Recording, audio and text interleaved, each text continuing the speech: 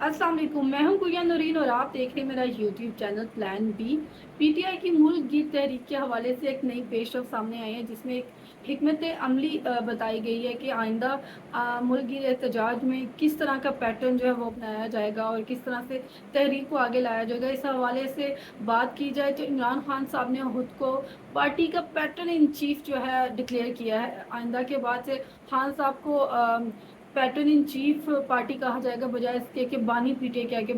बुलाया जाए। तो जब भी अब उनका नाम लिखा जाएगा तो उनके नाम के ओहदे के साथ पैटर्न इन चीफ जो है वो दर्ज होगा। इस हवाले से बैरिस्टर गोहर की आज जब खान साहब के साथ मुलाकात हुई तो उसमें खान साहब को उन्होंने ये अपना पैगाम दिया जिसको बैरिस्टर गोहर ने बाहर आके सबके साथ शेयर किया कि खान साहब की जानिब से क्या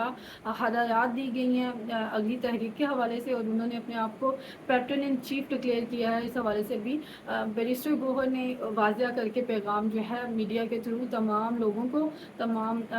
पार्टी रहनुमाओं को, अवाम को, सबको वाज़िया कर दिया कि आइंदा के बाद से खान साहब जो है पैटर्न इन चीफ होंगे। इस हवाले से बहुत से सवालात भी उठ रहे हैं कि सिर्फ एक ओहदा चेंज कर देने से, एक नया ओहदा जो है वो ले लेने से ऐसा क्या तब्दीली आ जाएगी। तहरीक के हवाले से अगर बात की जाए तो तब्दीली ये आ जाएगी कि खान साहब ने इस ओहदे के साथ ये सारी चीज़ें भी अपने ज़िम्मे ले ली हैं कि अब आइंदा कोई भी तहरीक जो होगी, आइंदा जो भी कोई फ़ैसला होगा उसको अगर उस फैसले को रखना है या नहीं रखना, उसका सारा इख्तियार जो है खान साहब ने अपने पास रखा है। उन्होंने कहा कि इस तहरीक को मैं खुद लीड करूँगा, जो भी एहतजाज होगा उसको कंटिन्यू करना है या उसे कॉल ऑफ करना, उस हवाले से भी खान साहब ने जो है ये इख्तियार अपने पास रखा है। अगर इस पर फर्दर बात की जाए तो खान साहब ने कुछ ऐसे अहदों में तब्दीलियाँ भी की हैं। जिस हवाले से अगर बात की जाए तो इस मुलाकात के हवाले से जेल में जो खान साहब की और बैरिस्टर गोहर की मुलाकात थी उस हवाले से कुछ अंदरूनी कहानी भी सामने आई है जिसके मुताबिक ये है कि इमरान खान की जानिब से पार्टी का जो नया ओहदा लेने के बारे में इंकशाफात आए, उस हवाले से ये कहा गया कि तोशाखाना 2 केस की समाअत के दौरान इमरान खान ने अहम फैसले जो हैं वो उससे मुतल्लिक हुक्म जारी किया था जिसके मुताबिक बानी ने बैरिस्टर गोहर को पार्टी चेयरमैनशिप से जो है फारिग करने के अहकाम जारी कर दिए थे। बानी की जानिब से अहकाम पार्टी के वकला का बाकायदा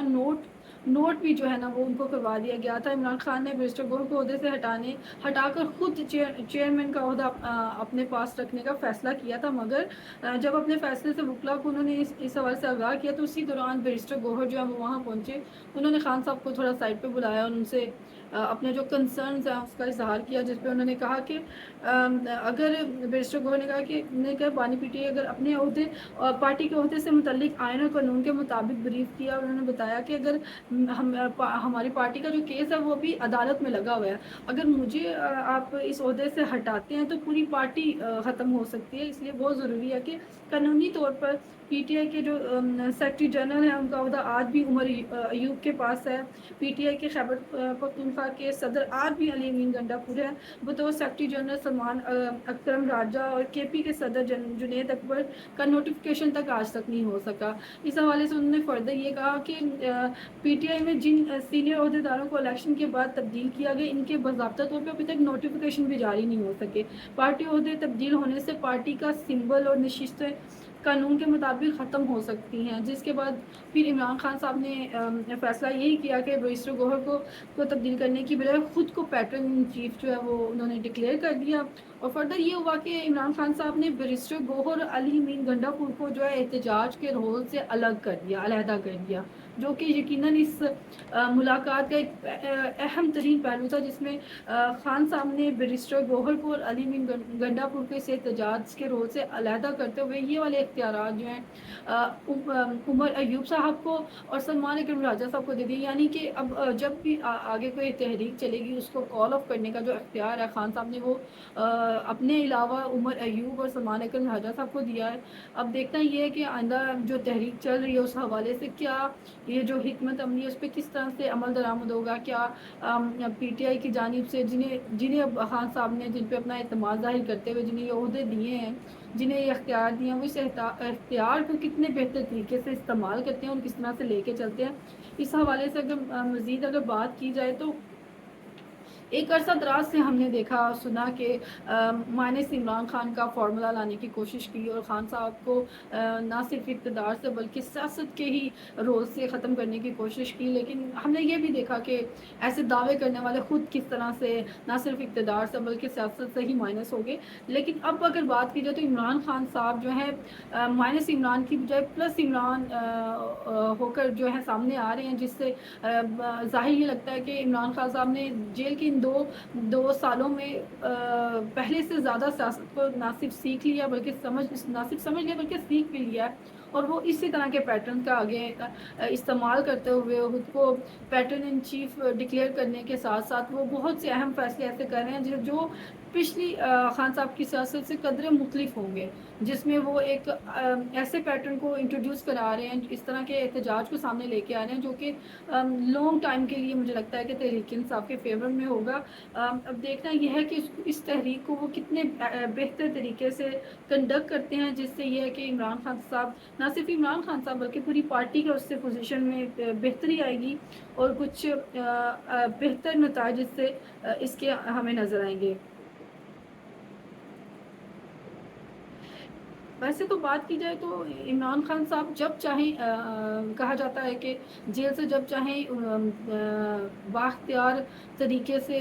جیل سے باہر آ سکتے ہیں، لیکن وہ نہیں آ رہے بیکاز ان کے سامنے جو شرائط رکھی گئی ہیں کہ وہ 2 سال یا 3 سال خاموش رہیں اور سیاست سے خود کو کنارہ رکھیں، جو موجودہ سیٹ اپ ہے، جو نظام، اس کو چلنے دیں۔ اس حوالے سے خان صاحب نے جو ہے یہ آنے والی آفر کو ٹھکراتے ہوئے اپنی رہائی کو قربان کرتے ہوئے انہوں نے یہ فیصلہ کیا تھا کہ میں بالکل بھی سیاست سے اس طرح سے کنارہ کشی نہیں کروں گا، not for a day even. جیسے انہیں رہائی ملے گی تو وہ دوبارہ سے متحرک سیاست کو اپنا کا حصہ بنتے ہوئے جو ہے اپنی کیریئر کو آگے لے کے چلیں گے، اسے اپنی سیاست کو پرسو کریں گے۔ خان صاحب نے خاموش رہنے سے انکار کر دیا، جس کی وجہ سے وہ دعویٰ کرتے ہیں کہ بہت ان کے اس طرح کی آفرز کو ٹھکرانے کے باعث ان کے اپنے اہل خانہ کو، ان کی اہلیہ کو جو ہے کافی مشکلات کا سامنا رہا۔ اگر بات کی جائے بشریٰ بی بی کے حوالے سے تو آج علی امین گنڈا پور صاحب کا رول کو جس طرح سے آہستہ آہستہ لائٹ کیا جا رہا ہے، پارٹی کے اہم عہدوں سے انہیں ہٹا کر ایک اسپیسیفکلی وزیر اعلیٰ کے عہدے تک ہی جو ہے مخصوص کر دیا گیا ہے۔ اس حوالے سے اگر بات کی جائے تو بشریٰ بی بی اور علی امین گنڈا پور کی جو ہسٹری ہے وہ کچھ اتنی خاص نہیں، کہا جاتا ہے کہ دونوں میں کافی اختلافات ہیں سیاسی معاملات کو لے کے، جس کی وجہ سے یہ ہے کہ بشریٰ بی بی کی ناپسندیدگی کی وجہ سے بھی علی امین گنڈا پور کو خان صاحب کی کچھ حد کی جو ہے نا ناراضگیوں کا سامنا ہے۔ ناراض خان صاحب اس لیے بھی ہیں کیونکہ خان صاحب نے ذکر کیا اپنی گزشتہ دنوں ٹاک میں کہ کس طرح سے لوگ پارٹی کے اندر موجود ہیں جو کہ نہ تو نظریاتی رہے ہیں اور دوسرا یہ کہ وہ وکٹ کی دونوں جانب بھی کھیل رہے ہیں۔ اس حوالے سے جب بات کی جائے تو کچھ چند ایسے نام ہیں جو زیر بحث ہیں کہ خان صاحب کا اشارہ ان کی جانب تھا، اور خان صاحب جیسے ہی جیل سے باہر آئیں گے تو ایز سون پاسبل وہ یہ اسٹیپ لیتے ہوئے نظر آئیں گے کہ وہ ان لوگوں کو جن کو لے کے وہ ڈاؤٹ فل ہیں، انفیکٹ وہ شور ہو چکے ہیں، تبھی انہوں نے اتنی بڑی اسٹیٹمنٹ دی، اور کچھ لوگوں کو ان رول سے الگ کرتے ہوئے خود کو فرنٹ پہ رکھتے ہوئے خان صاحب نے خود کو پلس کی پوزیشن میں لاتے ہوئے خان صاحب نے یہ فیصلے لیے ہیں۔ تو امید ہے جب وہ جیل سے واپس آئیں گے، مطلب متوقع یہی کیا جا رہا ہے کہ جب وہ واپس آئیں گے جیل سے نکلیں گے تو سب سے پہلے ان عہدیداران کو ان کے عہدوں سے فارغ کریں گے جو کہ ان کی جیل کی ان کی قید کے دورانیے میں جو ہے ڈبل گیم کرتے رہے ہیں، وکٹ کے دونوں جانب کھیلتے رہے ہیں، اور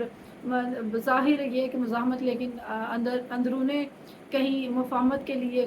کاوشیں کرتے رہے ہیں۔ ایسے لوگوں سے خان صاحب جو ہے اپنی پارٹی سے انہیں علیحدہ کرنے کے خواہاں ہیں، اور وہ شاید بہت جلد اس طرح کا کوئی قدم اٹھا بھی لیں۔ اگر ایک بات کی جائے بہت ہی وائرل ویڈیوز، بہت وائرل انٹرویوز، بہت وائرل اسٹیٹمنٹس کے حوالے سے کہ ایک امریکن مقیم تنویر احمد صاحب ہیں جو اس چیز کا دعویٰ کرتے ہیں کہ وہ خان صاحب کے کافی کلوز ہیں، ان کے بہت قریبی ہیں، اور انہوں نے متعدد بار خان صاحب سے نہ صرف جیل میں ملاقاتیں کی ہیں بلکہ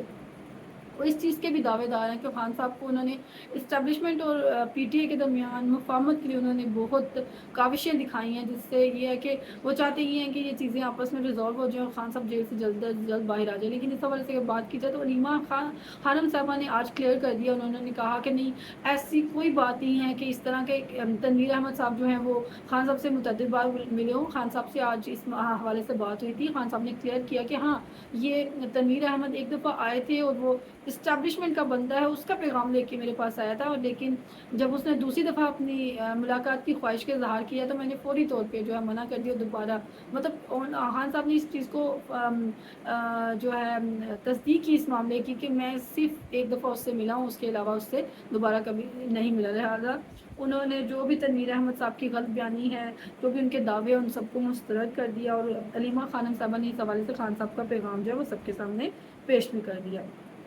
ये तो हो गई थी पीटीआई के नई हिकमत अमली के हवाले से बात, कि वो आगे फर्दर क्या करना चाह रहे हैं, उस हवाले से क्या क्या सवालात उठ रहे हैं और ओहदों को किस तरह से चेंज करके किसको क्या रोल दिया गया है। तो ये एक ओवरऑल अपडेट थी पीटीआई की तहरीक के हवाले से जो मैंने आप लोगों के साथ शेयर की। यहाँ मैं आपसे रिक्वेस्ट करना चाहूँगी कि काइंडली मेरे चैनल को सब्सक्राइब करें, बेल आइकन का बटन जो है वो प्रेस करें, ताकि कोई भी अपडेट्स हो वो आपके साथ बर वक्त आपको पहुँच सकें। और इसके अलावा ये कि अगर आपको वीडियो पसंद आए तो काइंडली इसको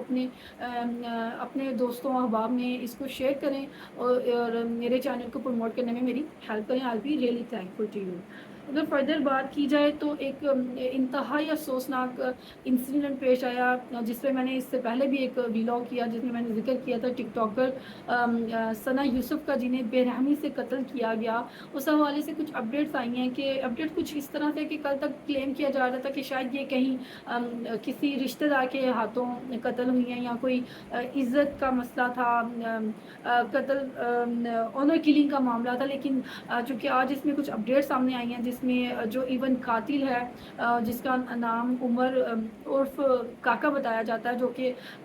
बज़ाते ख़ुद भी एक टिकटॉकर है, उस हवाले से कुछ इंकशाफात ये आए हैं कि एक तो ये कि वो सना यूसुफ को काफ़ी अरसे दराज से अप्रोच कर रहा था, और एक फ्रेंडशिप के लिए जो है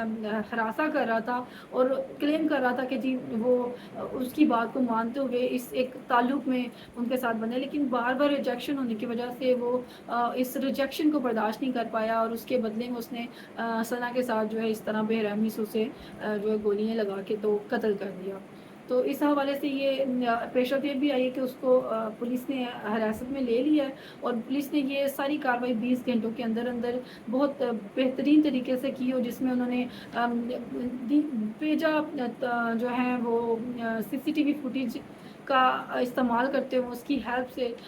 इस कातिल को जो है मुबैना कातिल को वहाँ से फैसलाबाद से पकड़ लिया है, और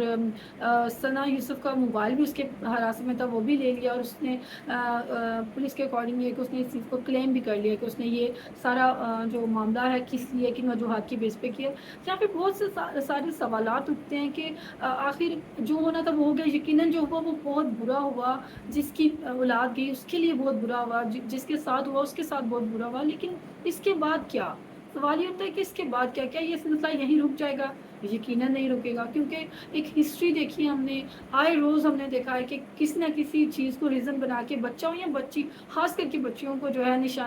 निशाना बनाया जाता है अपनी जो है सो कॉल्ड ईगो का, और उनको उनके साथ इस तरह का सलूक किया जाता है। अगर इस पे बात की जाए तो फर्दर आगे क्या ऐसे इक़दामात करने की ज़रूरत है जिससे चीज़ों को बेहतरी की तरफ लाया जा सके, और माशी ये जो एक बड़ा मसला जो माशी नासूर बन चुका है, इसको अपनी सोसाइटी से कैसे ख़त्म किया जाए, तो उसके लिए बहुत ज़रूरी है कि पेरेंट्स अपना रोल प्ले करें, और वो इस चीज़ का ध्यान रखें कि बच्चे अगर सोशल मीडिया पे हैं तो वो किस हद तक सोशल मीडिया का इस्तेमाल कर रहे हैं, वो किस तरीके से इस्तेमाल कर रहे हैं, किसके साथ कनेक्टेड हैं। इस हवाले से पेरेंट्स को अपना रोल प्ले करना बहुत ज़्यादा ज़रूरी है। और ये आजकल के बच्चे बच्चियाँ जो अंडर एज हैं, या जो जो टीन एज में हैं, या जो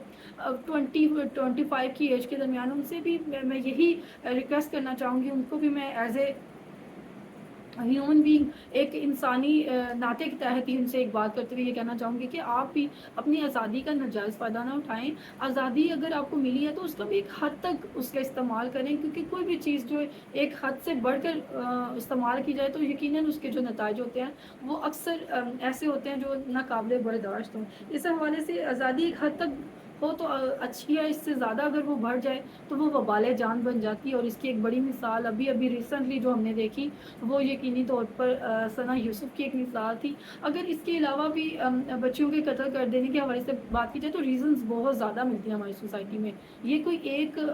केस नहीं था, इस तरह के और दूसरी नौइयत के भी बहुत से केसेज़ हैं जो हमारे सामने आए हैं, जिनमें आप बात की जाए तो एक 7 साला ज़ैनब अंसारी की बात की जाए तो उसको भी जो है बहुत बुरी तरह से ना सिर्फ़ फिज़िकल अब्यूज़ करने के बाद उसे कत्ल कर दिया गया था। अगर बात की जाए 26 साला नूर मुकद्दम के हवाले से तो उसको उसके ही फ्रेंड ने जो है रिजेक्शन के नताइज में उसको कत्ल कर दिया। उसके अलावा बात की जाए कंदील बलूच को, उसको ऑनर किलिंग के नाम पर कत्ल कर दिया। तो there are so many example. अगर मैं मतलब एक लिस्ट बनाने लगूँ तो मेरे ख़्याल से वीडियो बहुत लंबी हो जाएगी और आप देख नहीं पाएँगे। लेकिन ये है कि बहुत बहुत सारे ऐसे नाम हैं जिन जो बड़े फ़ेमस नेम थे, ऐसा नहीं कोई मामूली से नेम थे, ऐसे भी बहुत से नाम हैं जिनको इसी तरह निशाना बनाया गया और कत्ल कर दिया गया, जो कि यकीनन बहुत तकलीफ़देह है। और ये एज़ सून पॉसिबल इसके लिए जो है हमारी गवर्नमेंट को भी कुछ ऐसे इक़दाम करने की ज़रूरत है जिससे सोसाइटी में ये जो नासूर है इसको ख़त्म किया जा सके और हमारे बच्चे-बच्चियाँ जो हैं इस सोसाइटी में पुरअमन तरीके से, पुरसुकून तरीके से एक आज़ादाना ज़िंदगी को गुज़ार सकें। ये थी आज की वीडियो। उम्मीद है आप लोगों को पसंद आई होगी। Thank you so much for watching. अल्लाह हाफ़िज़।